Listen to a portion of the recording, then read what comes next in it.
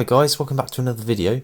In this video, it's something a little bit different. I took a day out of my bedroom to go and look at rail trains at the Didcot Railway Centre. So you start off here when you walk in, and this station is actually Encham Station, so it has no business being in Didcot. Bizarre, but fantastic, and there's a lot of that around this site. Now, you jump on this loco at the beginning and it will take you all the way to the back of the site, but it puts you near, I guess, probably some of the older stuff that was at Didcot. This site seems to be changing over the years, and the last time I went I was a little nipper, you know.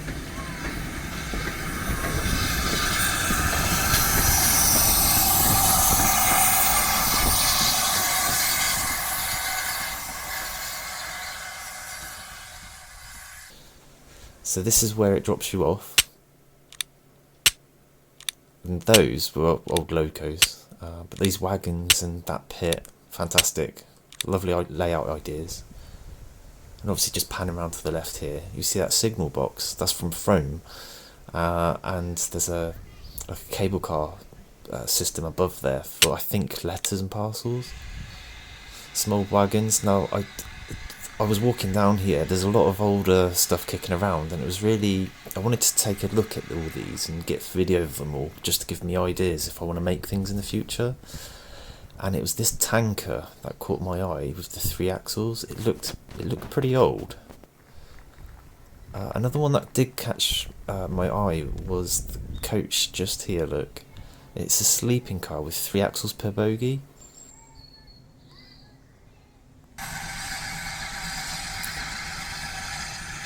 And we're about a quarter of the way back, I'd say, at this point.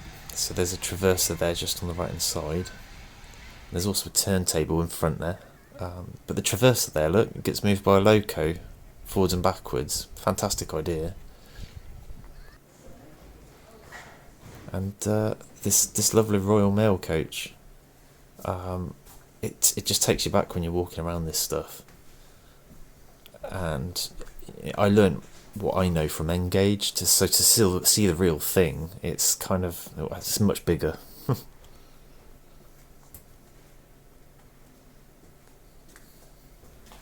So that lever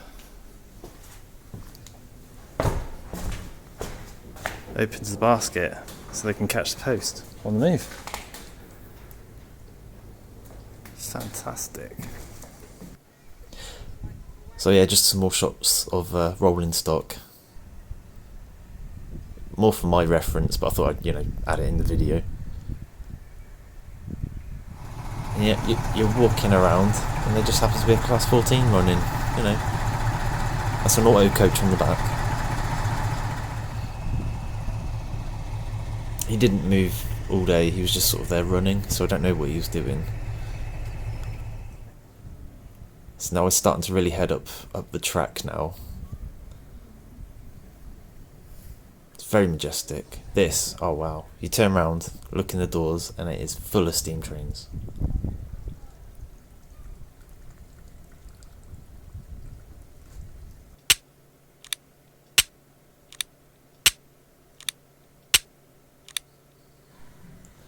I had to get the little pannier on video. This engine shed was full of locos. I didn't film them all, and I'm pretty quick with the camera because we were enjoying the day, but I'm kind of just showing you, giving you an idea, if you haven't been there, to go there and actually go and have a look. There's just, to me, it looked like an engine shed full of Dapol locos. It's fantastic. And then those driving wheels on the left there, they're massive. So what we were just looking at is the one on the right. So I don't know my locos terribly well, so forgive me for that, but these things were colossal, beautiful things.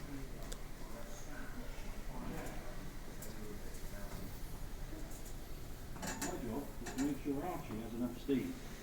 The tender behind the loco holds 4,000 gallons of water and 6 tons of... See, what got me when I went up here is when I looked to the left, obviously in this tender, I thought the thing got filled with coal, but actually speaking, I believe it actually gets mainly filled with water. About 2/3 of the way up the glass tube. Let's have a look. The pressure gauge shows So in that how funnel much area, that's where all the coal sits, you the red see. line that I'm aiming for.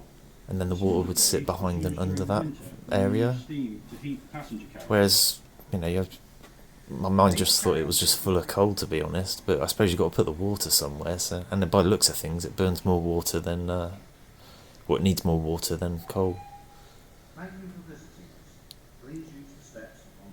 It's definitely worth going and having a look. I think we got a little bit spoilt for choice looking around. Lovely little crane there.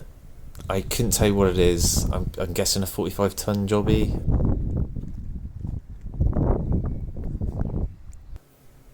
This rail car, and I mean that was a pleasure to see. I wasn't expecting to see the Class 52 though. That was a complete surprise to me. I was just expecting to see steam trains most of the day. And I have actually owned one of these in N-gauge. I don't think I've got it now though, but it's colossally big. Massive things. So we go back into the engine shed, so that what you just saw was behind this. Because I wanted to get a shot of this blue loco. Beautiful, aren't they? So there's another crane.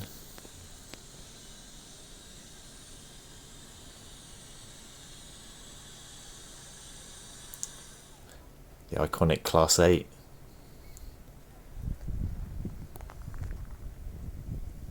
Again, I was kind of filming for you guys, but I was also filming for my reference because I've just got the TT gauge Class 8.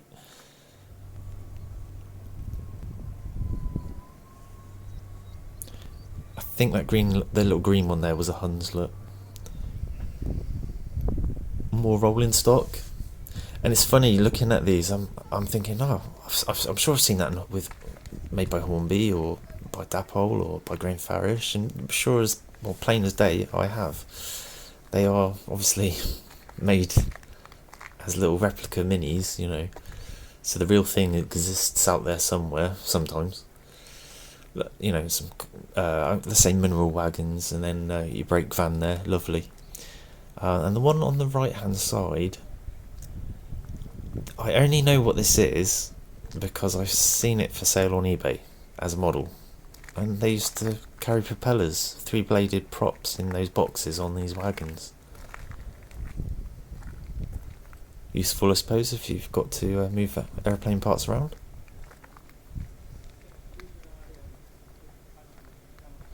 It's a shame. I think Didcot's 1.5 miles long, or 1.5 kilometres long. I'd have to check, but it's just a shame they haven't got more distance to use their stock and their locos on. Now this trench, I believe this is an ash emptying sort of trench, and then this, I think you put the coal wagons up this hill, where these rails are here, and then you unload it into that building, and then you can have your loco below the building, and you can sort of put your coal in the loco. So here she goes again. I don't know how many times this ran up and down, but it was going constantly whilst we were there. Not that I'm complaining, it's just lovely to see.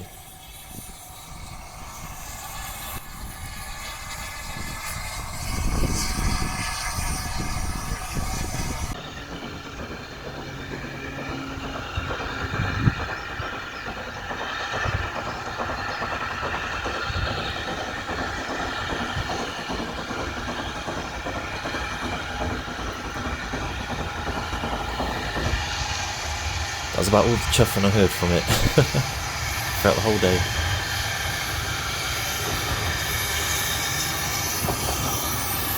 Yeah, I'd highly recommend going, guys. And thank you very much for watching the video. I will continue to do railway modelling things, so I'll see you in the next video.